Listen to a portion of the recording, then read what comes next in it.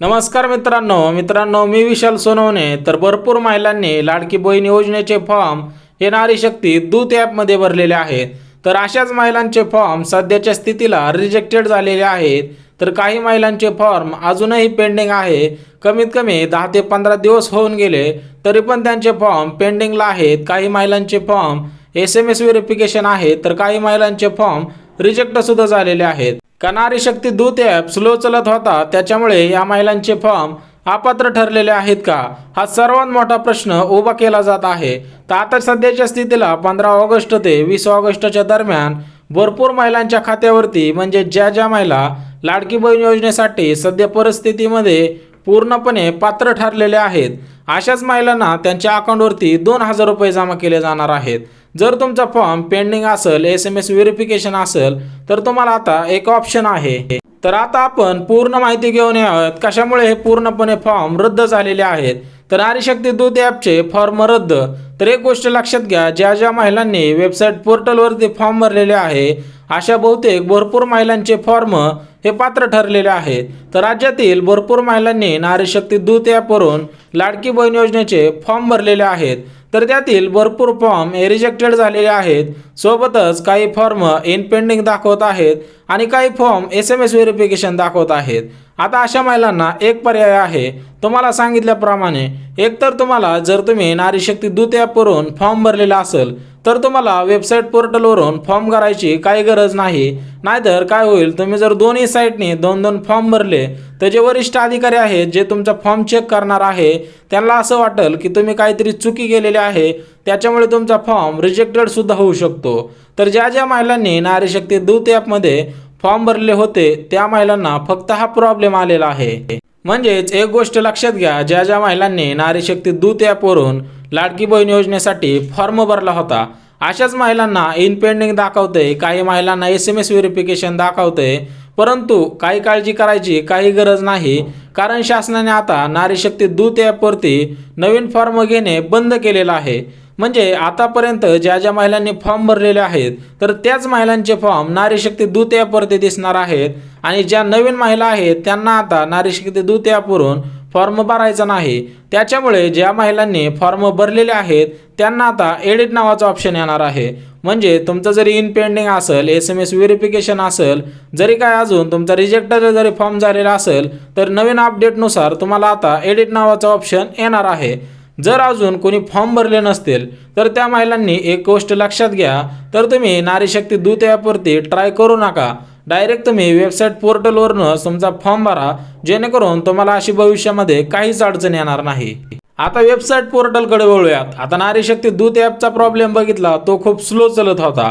तर website portal कशी चलते आहे आणि वेबसाईट पोर्टलवरती ज्या महिलांनी फॉर्म भरलेले आहेत त्यांचे सुद्धा पात्र ठरलेत की अपात्र ठरलेत हे बघून घेऊयात।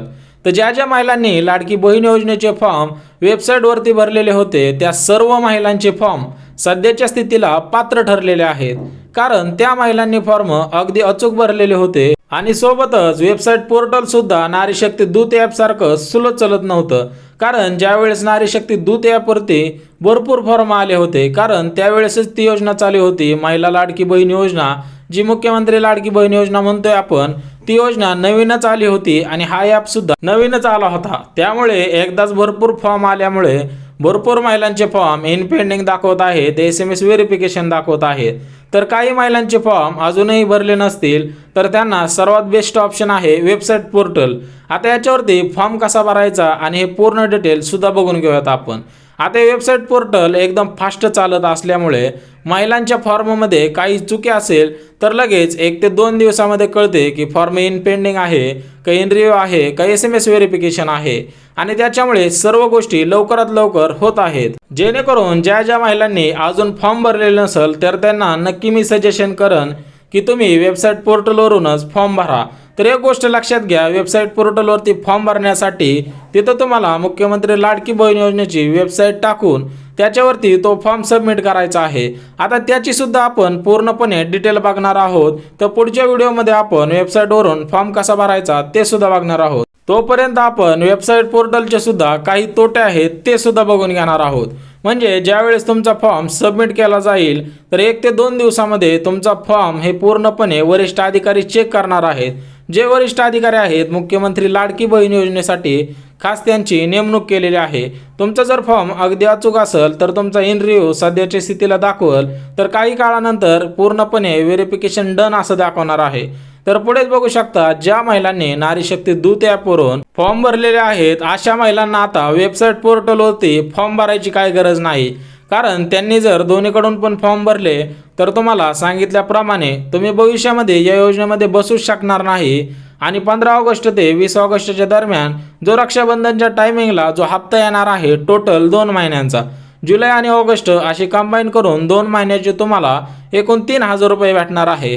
जर महिलांनी डबल फॉर्म भरले असतील तर त्यांना 1 रुपया सुद्धा भेटणार नाही. त्यांचा फॉर्म रिजेक्ट केला जाणार आहे. त्याच्यामुळे एकच फॉर्म भरा, सविस्तर भरा, इन पेंडिंग दाखवू द्या, SMS व्हेरिफिकेशन दाखवू द्या किंवा अजून काय प्रॉब्लेम दाखवू द्या, त्यालाच एडिट करून सर्व माहिती अचूक भरायची आहे. तर पुढे बघू शकता 1,10,000 पेक्षा जास्त फॉर्म अपात्र ठरलेले आहेत. तर तुम्हाला सांगितल्याप्रमाणे तुम्ही जर भरपूर चुका केल्या फॉर्म भरताना, आता तुम्ही मोबाईलवरून फॉर्म भरत असाल व्हिडिओच्या माध्यमातून, परंतु तुमच्या जर काही अपडेट नसतील, आधार कार्ड अपडेट नसेल, पॅन कार्ड अपडेट नसेल किंवा तुमच्या आधार कार्डवरती वेगळी जन्मतारीख आहे आणि शाळा सोडल्याच्या दाखल्यावरती वेगळी जन्मतारीख आहे, त्याच्यामुळे सुद्धा तुमचा फॉर्म रिजेक्ट केला जाऊ शकतो. तर सध्याच्या स्थितीला राज्यातील लाडकी बहीण योजनेसाठी 1,10,000 पेक्षा जास्त फॉर्म अपात्र ठरलेले आहेत. त्याचं मुख्य कारण काय आहे तर त्या महिलांनी फॉर्म अचूक भरलेले होते, काही माहिती चुकीची होती आणि काही महिलांनी डबल टिबल असे 4 5 फॉर्म भरलेले आहेत. त्याच्यामुळे त्या महिला लाडकी बहीण योजनेसाठी पात्र ठरू शकणार नाहीत. या गोष्टी तुम्ही लक्षात घेतल्या पाहिजे. आणि सोबतच त्याच्यामध्ये संजय गांधी निराधार योजनेच्या सुद्धा भरपूर महिला होत्या. त्याच्यामुळे या सर्व महिला बाद ठरलेल्या आहेत लाडकी बहीण योजनेसाठी. जर तुम्ही सुद्धा